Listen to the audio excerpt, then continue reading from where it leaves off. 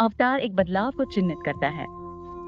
मत्स्य चरण के उस तरल, सहज और स्वाभाविक बहाव से लेकर गहरे ठहराव और असाधारण सहनशीलता के एक लंबे दौर तक, सुशांत के लिए यह चरण एक महान बदलाव का प्रतिनिधित्व करता है।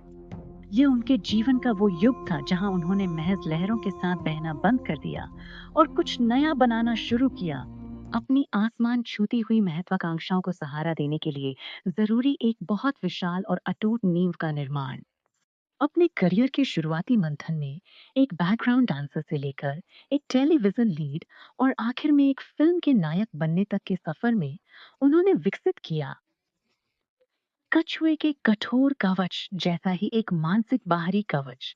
यह कवच अहंकार से नहीं, बल्कि एक असाधारण अनुशासन से बना हुआ था। और वे धैर्यवान बने रहे, जबकि उनके आसपास की दुनिया बहुत तेज गति से आगे बढ़ रही थी। जब दुनिया अगली बड़ी हिट को लेकर जुनूनी थी, तब भी वह पूरी तरह से स्थिर बने रहे। उनके अंदर इंडस्ट्री के शोर शराबे से खुद को पूरी तरह अलग करके अपनी आंतरिक इंजीनियरिंग पर ध्यान केंद्रित करने की अद्भुत क्षमता थी। वह यह अच्छी तरह समझते थे कि सितारों तक पहुंचने वाले एक शानदार करियर को सहारा देने के लिए उसकी नींव बहुत गहरी होनी चाहिए, एकदम खामोश और अविश्वसनीय रूप से लचीला। समुद्र मंथन फिल्म इंडस्ट्री के लिए एक बिल्कुल सटीक रूपक है। यह एक ऐसी प्रक्रिया है जो हलाहल और अमृत दोनों ही पैदा करती है। सुशांत के कूर्म चरण की विशेषता उनकी इसी क्षमता से थी कि जब ये दो चरम चीजें उनके चारों ओर जोर शोर से घूम रही थीं, तब भी वे एक स्थिर धुरी बने रहे। सुशांत ने एक बाहरी होने के जहर और कई अफवाहों का सामना किया और पानी जैसी बड़े दांव वाली परियोजनाओं के बहुत ज्यादा दबाव का भी, फिर भी वह डूबे नहीं।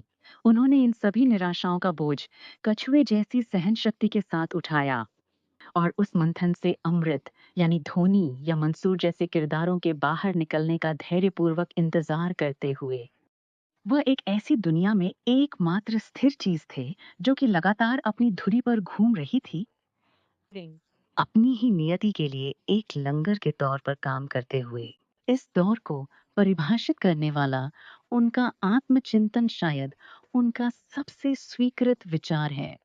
हम नियंत्रण का यह भ्रम पैदा करके असुरक्षा का मुकाबला करने की कोशिश करते हैं। सबसे अच्छी बात यह है कि परिस्थितियों को स्वीकार करें और उनके बारे में शिकायत न करें। यही असल कूर्म मानसिकता है। ठीक वैसे ही जैसे कछुआ पहाड़ का भार स्वीकार करता है, बिना किसी शिकायत के उन्होंने वास्तविकता को पूरी तरह से स्वीकार करने की वकालत की। उन्होंने महसूस किया कि नियंत्रण अक्सर एक कल्पना होती है जिसे हम अपने डर को शांत करने के लिए बनाते हैं। मंथन के परिणाम को नियंत्रित करने की जरूरत को छोड़कर उन्होंने गहरी सुरक्षा पाई। वह कोई आसान रास्ता नहीं खोज रहे थे, वह एक तरीका खोज रहे थे दबाव में सहज रहने का।